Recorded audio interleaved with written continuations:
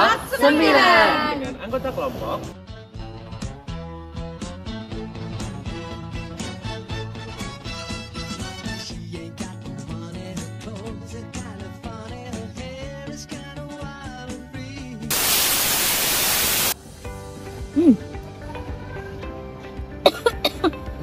Duh. Kamu kenapa? Aduh, nggak tahu nih, habis makan makanan bergizi gratis. Mual-mual. Jangan-jangan kamu keracunan. Hah, masa keracunan sih? Kan ini bergizi. Kenapa ya?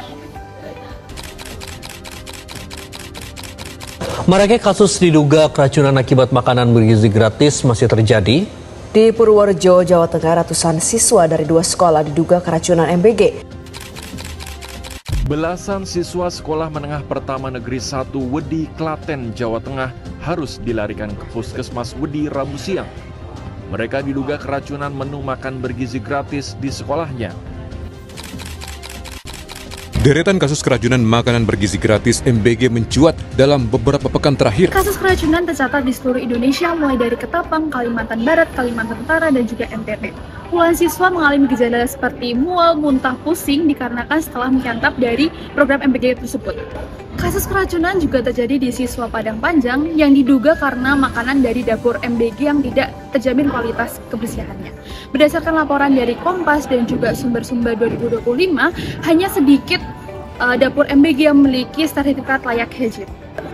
Nah tuh, bahaya banget kan? Iya, kira-kira penyebabnya apa ya tuh?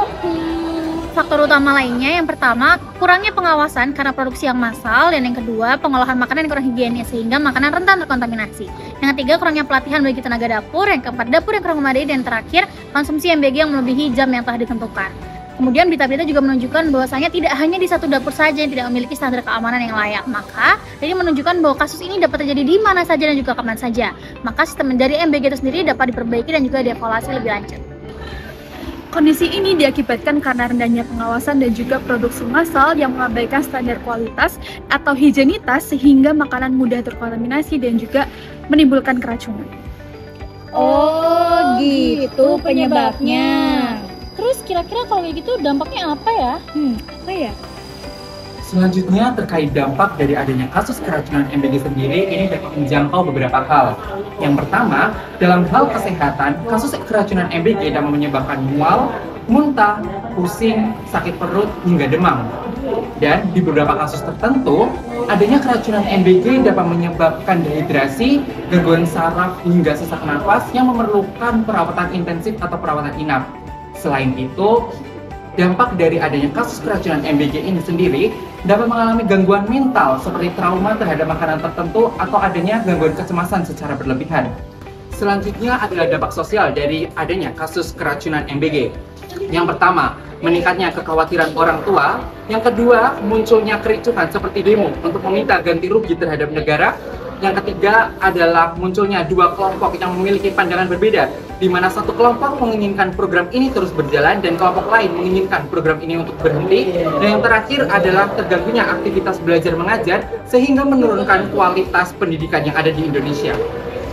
Adapun kasus keracunan MBG juga dapat menyebabkan beberapa dampak tidak hanya pada sektor kesehatan dan juga sosial, tapi juga pada sektor lainnya. Seperti yang pertama, menambah beban pelayanan kesehatan seperti kebutuhan tenaga medis dan juga obat-obatan untuk mengobati pasien akibat kasus keracunan MBG. Kemudian yang kedua, menambah beban ekonomi keluarga untuk mengobati anaknya mengalami kasus keracunan MBG.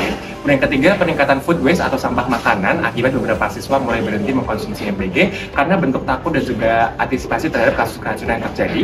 Yang keempat, kasus keracunan MBG juga dapat diartikan sebagai kegagalan pemerintah dalam menjamin hak konstitusional setiap warga negaranya, yaitu atas hak keamanan pangan dan juga kesehatan seperti yang tercantum pada pasal 28H Undang-Undang Dasar Negara Republik Indonesia tahun 1945 yang berbunyi, setiap warga negara berhak untuk hidup sejahtera secara lahir dan juga batin, bertempat tinggal dan juga mendapatkan lingkungan yang baik dan sehat. Kamu gimana? Masih sakit nggak? Masih mual. Kalau gitu kita cari cara ya supaya orang-orang nggak ngalamin kayak kamu. Yaudah yuk.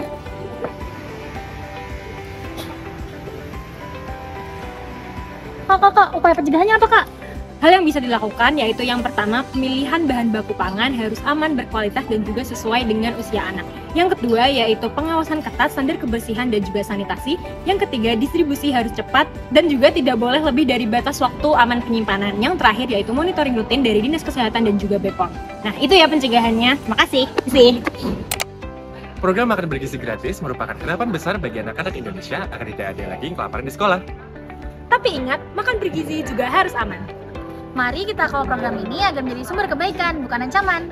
Karena gizi yang baik hanya bermakna bila aman untuk semua. Gizi aman, anak sehat, masa depan cerah. Terima kasih dan sampai jumpa.